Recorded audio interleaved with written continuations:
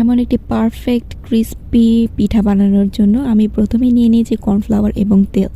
দুটো ভালোভাবে মিশিয়ে নেওয়ার পরে ময়দাটা ভালোভাবে আমি মথে নিয়েছি। মথে নেওয়ার পরে আমি এখন এটা থেকে 3টা রুটি বানাবো।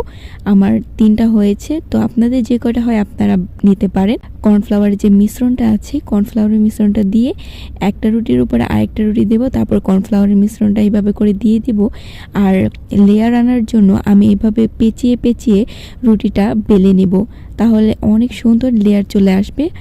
ভাজার পরে আপনারা দেখতে পারবেন। তারপর আমি এটা হালকা একটু বেলে নিয়ে চিনিটা গলিয়ে নিলাম। চিনি গলিয়ে নেওয়ার পরে এখন আমি এটা আস্তে আস্তে ভাজবো। ভাজা হয়ে গেলে দেখতেই পাচ্ছেন কত সুন্দর লেয়ার পড়েছে। এখন চিনির মিশ্রণটা আমি এখানে মিশিয়ে নেব, মানে এটার গায়ে লাগিয়ে নেব।